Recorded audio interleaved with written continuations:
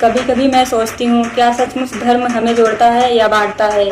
बचपन में जब मैंने पहली बार मंदिर में कदम रखा था तो मेरे कानों में घंटियों की आवाज़ कम और दिमाग में सवालों की गूंज ज़्यादा थी।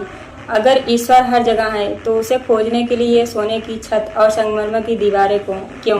बुद्ध कहते थे, सत्य को देखने के लिए आंखें नहीं, जागृति चाहिए। पर हम सबने जागृति को छोड़ दिया और आंखों को मूर्ति में बांध दिया। मैंने सुना था कि शंकराचार्य ने कहा, संपूर्ण जगत ब्रह्म है। तो क्या वो दलित भी ब्रह्मा नहीं? क्या वो स्त्री भी ब्रह्मा नहीं, जिसे ग्रंथों में अर्धांगिनी कहकर आधा बना दिया? कबीर कहते थे, मूर्ख मूर्ति पूजते हैं, पत्थर की लिंग में परमेश्वर खोजते हैं। और मंटो शायद आज कहते, तुम्हें शर्म पत्थर की नहीं, अपने विचारों की होनी चाहिए। कभी किसी ने कहा कि वेदों में सब ज्ञान है, लेकिन अगर वही वेद कहते हैं कि सूद का छूना पाप है तो वो ज्ञान नहीं, विष है। अगर वही ग्रंथ कहते हैं कि लड़की का विवाह बचपन में हो जाना चाहिए ताकि वो शुद्ध रहें, तो वो धर्म नहीं, डर है। और अगर वही धर्म कहता है कि बलि नहीं दी जाती थी, तो इतिहास के पन्ने झूठ क्यों बोल रहे हैं? मांस की गंध, युद्धों में यज्ञ और देवताओं को खुश करने के लिए कटे हुए सिर, ये किसका धर्म था? ओशो कहते हैं, धर्म जब संगठित हो जाता है तो मर जाता है। और मैं देखती हूँ कि यही हुआ। धर्म मर गया, केवल परंपराएं बची हैं जो इंसान को बांटती हैं। कृष्णमूर्ति ने कहा था, जहाँ परंपरा हावी है वहाँ सोचने की क्षमता मर जाती है। शायद इसलिए हम आज भी पूछने से डरते हैं, क्योंकि सवाल उठाना ही अधर्म मान लिया गया। विवेकानंद कहते थे, उठो जागो और तब तक मत रुको जब तक लक्ष्य ना मिल जाए। लेकिन हमने उठने से पहले ही झुक जाना सीख लिया। हमने धर्म के नाम पर झूठ को इतना सजाया कि सत्य की शक्ल भूल गए। मंदिर में भगवान का चेहरा साफ दिखता है, लेकिन बाहर भूखे बच्चे नहीं दिखते। पूजा की थाली में फूल हैं, पर इंसानियत के बाग में कांटे हैं। कभी मैं सोचती हूँ, अगर ईश्वर सर्वव्यापक है तो फिर यह भेद किसने बनाया? ये ऊंच नीच, ये जात, ये लिंग, क्या ये भी ब्रह्मा का हिस्सा है? अगर हाँ, तो फिर सूर्य का अपमान ईश्वर का अपमान नहीं हुआ? अगर नहीं, तो फिर तुम्हारा धर्म झूठा है। बुद्ध कहते थे, जो अपनी आंखों से देखो वही सत्य है।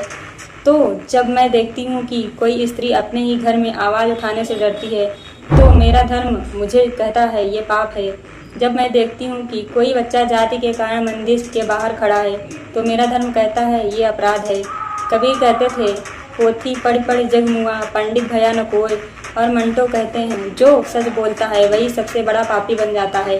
तो शायद मैं भी अब पापी हूँ, क्योंकि मैं सच बोल रही हूँ। मैं पूछती हूँ, अगर तुम्हारा भगवान इतना शक्तिशाली है तो उसे मेरे सवालों से डर क्यों लगता है? अगर तुम्हारे ग्रंथ इतने पवित्र हैं तो उनमें स्त्री की चुप्पी क्यों लिखी है? अगर तुम्हारा धर्म इतना महान है तो उसमें एक इंसान दूसरे इंसान को नीचा क्यों दिखा रहा है? बुद्ध मुस्कुराते हैं मेरे भीतर, कहते हैं, धर्म का मतलब है जागरण। ओशो फुसफुसाते हैं, पाखंड से बड़ा कोई अंधकार नहीं। कृष्णमूर्ति कहते हैं, जब तुम सवाल पूछते हो तभी सच्चा परिवर्तन होता है। कबीर चिल्लाते हैं, अरे मनुआ, भीतर झांक, बाहर नहीं। विवेकानंद कहते हैं, जो खुद पर विश्वास करता है वही परमात्मा को पा सकता है। और मंटो, वो तो हंस पड़ता है। सच को बोलने के लिए धर्म की ज़रूरत नहीं, साहस की ज़रूरत है। मैं धीरे धीरे समझने लगी हूँ कि शायद सच्चा धर्म किसी किताब में नहीं, किसी मंदिर में नहीं, किसी पूजा में नहीं, वो मेरे विवेक में है।